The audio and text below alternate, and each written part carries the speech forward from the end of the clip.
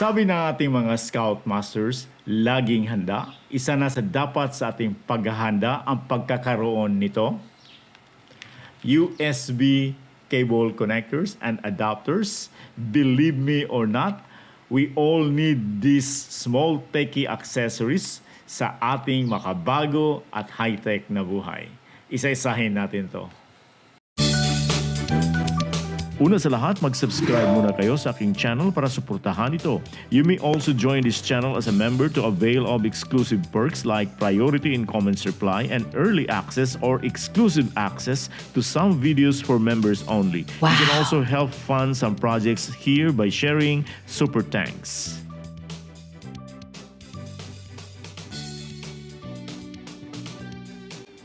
By the way, USB means Universal Serial Bus. Ito yung connector na unang ginamit para sa mga computer peripherals like mouse at keyboard. Sa pangalan pa lang, gamit itong USB ay para makonect ang mga devices sa computer terminals. The USB also makes the keyboard and mouse portable kasi pwede mo tanggalin ang connector from the port.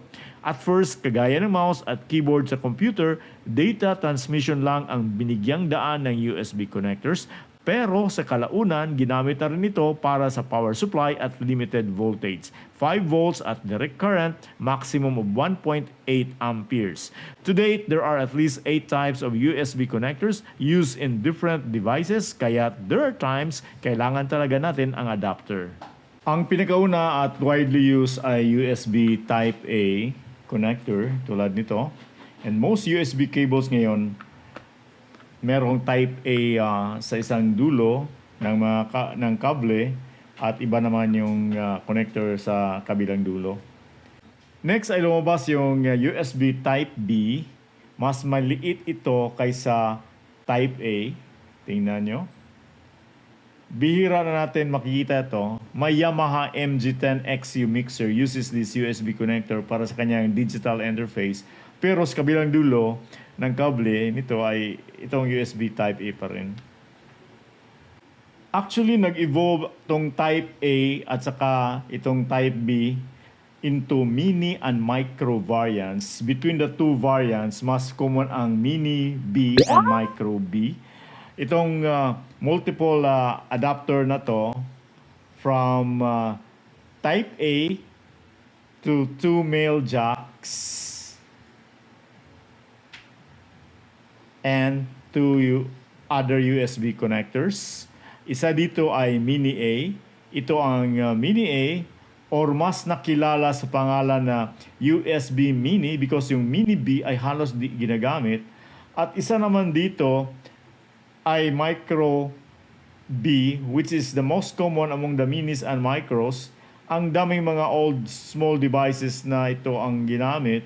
Mas nakilala rin ito sa shortcut na USB micro kasi wala rin halos gumagamit ng micro A. Sa mga modernong devices, big and small, Type-C na ang ginagamit kasi reversible ito. Unlike sa micro na meron lang na 5 pins, ang Type-C ay merong 24 pins. Kung ikumpara natin ang hitsura ng micro at Type-C, oval ang shape ng Type-C, kaya madali itong masaksak kasi di tulad ng micro na yung isang longer side niya ay di pareho ang length. Sa micro, kailangan one direction lang yung pagsaksak, otherwise hindi makapasok. While ang Type-C, kahit baligtarin pa natin, masaksak agad ito sa kanyang port. So aside from this ease of use ng Type-C, mas mabilis rin ito, up to 20 gigabits per second ang data transfer speed nito.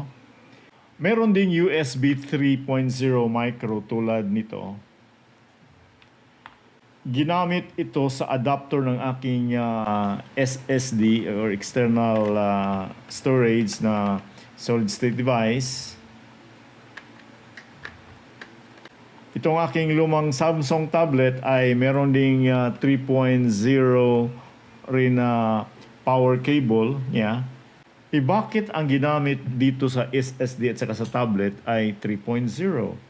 Kasi mas mabilis ang transfer rate ng USB 3.0 up to 5 gigabits per second. And more on the speed later, i-discuss natin. Yung lightning connector naman, tulad nito, ay pag-aari ng Apple. Kagaya ng Type-C, it is reversible and it has 8 pins on each side. Unlike the Type-C, yung mga terminals, yung mga pins ng lightning connector ay makikita natin sa sides niya, exposed siya, while dito sa Type-C, ang terminal or ang pins ay nasa loob. Pero, exclusive lang ito sa Apple devices ang Lightning connector. Mahilig kasi ang Apple na magpaiba, kaya gumawa sila ng kanilang sariling USB connector na di magamit sa ibang devices at di ka rin makagamit ng ibang connector para sa mga Apple devices. Kailangan mo ng adapter tulad nito na ang kabilang dulo ay Type-C.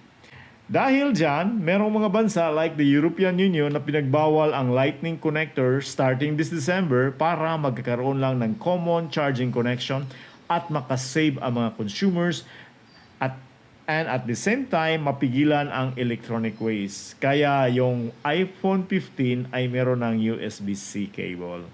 When it comes to speed, merong mga versions ang USB mula 1.0 in 1996 up to USB 4 version 2 launched in 2022. Yung USB 1.0 ay meron lang maximum speed na 1.5 megabits per second while ang USB 4 version 2 ay aabot na ng 120 gigabits per second. Ang tanong, pwede ba gamitin ang USB 3.0 for example sa mga USB 2.0 devices? Pwede, kasi ang mga latest version ay merong backward compatibility, meron itong extra terminals or pins sa loob para sa older versions.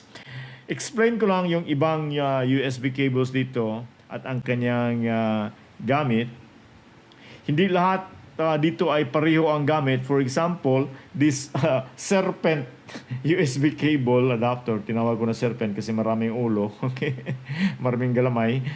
Itong USB cable adapter na ito ay para to sa power kasi accessory ito ng aking emergency lamps. Dito. Okay? Kung mag-connect ka ng mga devices, kung anong devices ang ilagay mo dito, mag-charge ka, then you can use this adapter cable. Although, generally, a USB cable works for both power charging and data transfer, pero may mga USB cable na para lang sa data transmission and cannot support fast charging. Meron namang cable na pang charging lang. Some USB connectors have symbols na nag-indicate sa compatibilities at capabilities nito. For example, this USB-A to USB micro has this symbol. This is a trident logo na merong malaking circle at tatlong galamay na merong maliit na bilog, a triangle, and a square. This logo indicates the USB plug or port can connect to various devices and cables. Usually, makikita natin ang symbol na to sa mga USB 2.0 plugs or ports. Ito naman may letters SS instead of the big circle, which means super speed, at ang 5 dyan ay ibig sabihin it has data transfer speed of up to 5 gigabits per second. Ito naman ay Super Speed Plus with the number 10, which means it can handle up to 10 gigabits per second speed. Ito, nilagay ang Super Speed logo sa isang baterya. Ibig sabihin, it can also be used for charging. These two logos na merong 20 at 40 ay ibig sabihin this is USB 4 na capable to handle speed up to 20 gigabits per second and 40 gigabits per second. Meron din ganito na logo which is common to devices that connect to monitors. And DP kasi means display port. In summary, this table shows the capabilities of the USB types with these logos.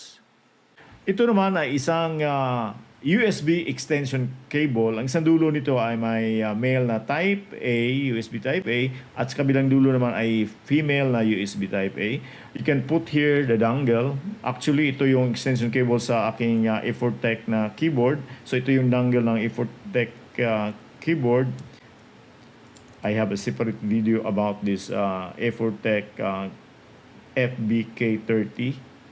So, ganun ang gamit niya. Ito naman ay USB-C to female 3.5mm jack. Ay para to sa audio cable. Kung i-connect ko yung aking phone, for example this one, to my GBL reference monitor. Ang baligtad nito ay itong isang cable na ginamit sa aking tablet. Ito, sinaksak ko dito sa earphone jack ng aking tablet at ang dulo nito na USB micro dito naman sa V8 sound card. So I just posted recently a video about this setup. Ito naman ay isa ring audio cable. Makikita mo naman dito from USB-A.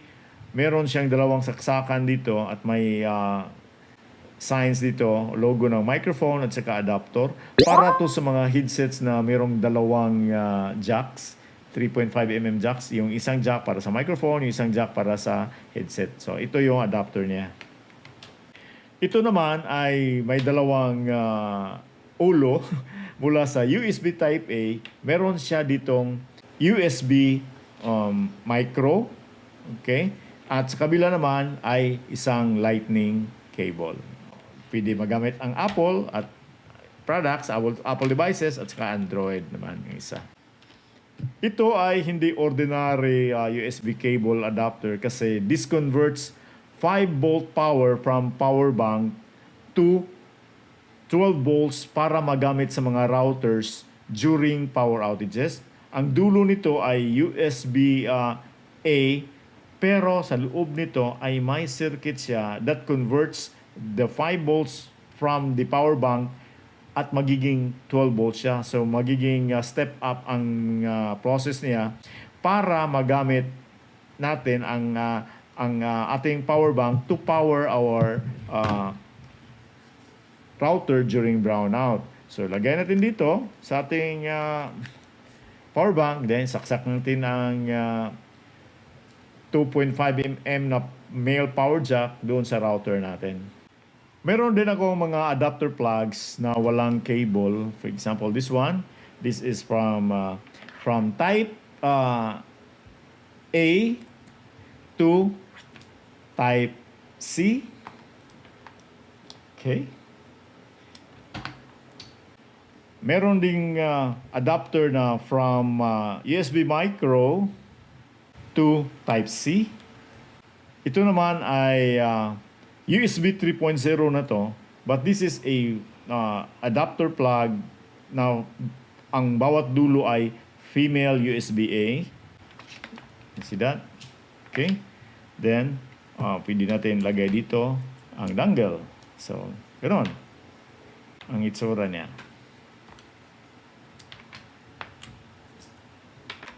Kung mapapansin natin, ang mga power chargers ngayon or power adapters ay merong ganito na USB Type A at meron ding Type C. By the way, merong isang cable na wala dito. Yung isang dulo niya ay HDMI at ang kabila ay USB-C. Para yun sa pag-connect ng phone to TV or monitor. Magagamit natin yon kung gagamitin natin ang DeX feature ng Samsung phones para magamit natin doon sa ating monitor or TV. If I miss certain types of USB cable and adapters, please tell me in the comment section below. Daghang salamat.